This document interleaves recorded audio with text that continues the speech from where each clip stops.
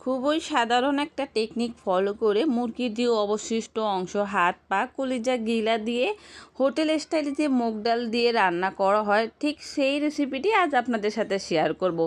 ঈদ তো চলে গেল, অনেক রোস্ট পোলাও খাওয়া হলো, তবে মুরগির যে অবশিষ্ট অংশগুলো ছিল আজ সেগুলো দিয়ে রেসিপি শেয়ার করতেছি।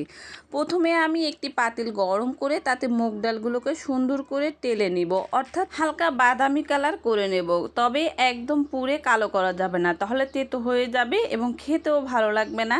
তারপর সেই একই প্যানে সরিষার তেল গরম করে পরিমাণ মতো পেঁয়াজ কুচি দিয়ে নিলাম। এখানে লবণ দিয়ে পেঁয়াজটা নরম করা যাবে না। তারপর সাথে দিয়ে দেব তেজপাতা, এলাচ, দারচিনি, এগুলোকে দিয়ে যতক্ষণ পর্যন্ত গরম মশলা দিয়ে একটু স্মেল বের না হবে ততক্ষণ পর্যন্ত অপেক্ষা করব। এরপর আমি 2 টেবিল চামচ আদা বাটা এবং 3 টেবিল চামচ রসুন বাটা দিয়ে নেব। আদা এবং রসুন বাটাটা হালকা একটু ভাজার পর দিয়ে দেব শুকনো হলুদের গুঁড়া এবং গুঁড়া মরিচ। এগুলোকে দিয়ে তেলে রাখা জিরের গুঁড়ি এবং তেলে রাখা ধনিয়ার গুঁড়ি, এগুলো পরিমাণ মতো দিব, তবে বেশি দেওয়া যাবে না তেলে রাখা জিনিসগুলো, তাহলে তেতো হয়ে যাবে। আমরা যে পরিমাণে মশলা গুঁড়োটা দিতাম 1 চামচ, তেলে রাখা মশলা দিলে হাফ টেবিল চামচ করে দিতে হবে, অর্ধেকটা পরিমাণ কমে দিতে হবে। তারপর যেহেতু মশলাটা পুড়ে যায় সামান্য একটু পানি দিয়ে একদম কষিয়ে এভাবে লাল করে নেব। এরপর আবারও একটু পানি দিয়ে কষিয়ে নেব, অর্থাৎ মশলাটা যে পেঁয়াজ রসুনের দিয়ে আদা বাটাটা কোনো দানা দানা থাকে যাবে না, একদম কষাতে কষাতে মিহি করে ফেলতে হবে, একদম ঘন করে নিতে হবে। এ পর্যায়ে তারপর সেই ধুয়ে পরিষ্কার করে রাখা কলিজা গিলা হাত পা দিয়ে সুন্দর করে কষিয়ে নিব। রোস্ট খাওয়ার পর এই মুরগির যে অবশিষ্ট অংশ আমাদের ঘরে সবারই রয়েছে, তো বেশি দিন ফ্রিজে রেখে এগুলো খেলে একটা অন্য রকমের একটা গন্ধ হয় এবং স্বাদটাও ভালো লাগে না। সেই জন্য খুবই তাড়াতাড়ি আমার এই রেসিপিটি দেখে রান্না করে খেয়ে দেখবেন, আমি আশা করি অবশ্যই ভালো লাগবে। কষাতে কষাতে একদম এ পর্যায়ে পানি চলে আসবে, আমি কিন্তু কোনো পানি দেইনি, এই পানি দিয়েই কিন্তু আমি 50%-এর মতন কষিয়ে নিব।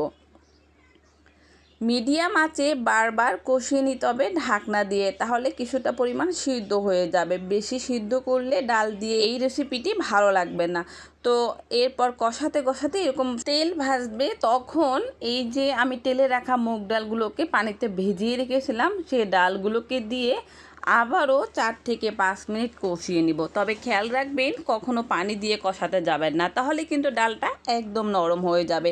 তো আমি ঢাকনা দিয়ে 2-3 মিনিটের মতো অপেক্ষা করলাম, দেখেন একটু হলেও পানি বের হয়েছে। তো সেই পানির উপর দিয়ে আমি আবার গরম পানি দিব, খুবই পরিমাণ বুঝে পানি দিতে হবে, বেশি পানি দেওয়া যাবে না, তাহলে ডালটা একদম পুরোপুরি গলে যাবে। আর অবশ্যই গরম পানি দিবেন, তো ঝোল অনুযায়ী পরিমাণ মতো পানি দিবেন। আমি ঢাকনা দিয়ে অপেক্ষা করব 10 থেকে 15 মিনিট, এর মধ্যে আমার ডালগুলো আধা সিদ্ধ হয়ে যাবে, তখন আমি ঢাকনা বন্ধ করে চুলাটা অফ করে দিব। এবার আসেন সুন্দর একটা টিপস, এই টিপসটা ফলো করলে একদম হোটেল স্টাইলের মতন কালার হবে। তো প্রথমে তেলটা গরম করে কিছু কাঁচা মরিচ আর 1 চিমটি হলুদের গুঁড়া দিয়েছি, এগুলো দিয়ে হালকা কয়েক সেকেন্ডের মতন ভাজি করতে হবে, বেশি ভাজলে তেতো হয়ে যাবে এবং কালো হয়ে যাবে, কালার আসবে না। কয়েক সেকেন্ডের মতন কালার দেখে আপনারা বুঝতে পারবেন, ঠিক সে পর্যায়ে রান্না করা মুগ ডালের উপর এভাবে বাগারের মতো দিয়ে দিবেন। এবার দেখেন কি সুন্দর একটা চমক, একটা কি কালার আসছে, একদম ইয়েলো টাইপের, যেটা হোটেল স্টাইলে অরিজিনাল এই কালারটা পাওয়া যায়। তো যাই হোক, কথা বলতে বলতে আমার রান্নাও একদম পুরো পারফেক্ট। তবে এখানে আপনারা স্বাদ অনুযায়ী পেঁয়াজ আর রসুন দিয়েও বাগার দিতে পারেন, সাথে পাঁচফোড়ন খেলে পাঁচফোড়নও দিতে পারেন, তবে না দিয়ে শুধু এভাবে খেলেই অনেকটা টেস্ট লাগে। ভিডিওটা ভালো লাগলে অবশ্যই লাইক শেয়ার করবেন, যারা তো পারেন তারা তো আলহামদুলিল্লাহ, আর যারা পারেন না এবং নতুন রাঁধুনি আছে তারা আপনার একটা শেয়ারের জন্য শিখতে পারবে। সবাই ভালো থাকবেন, আল্লাহ হাফেজ।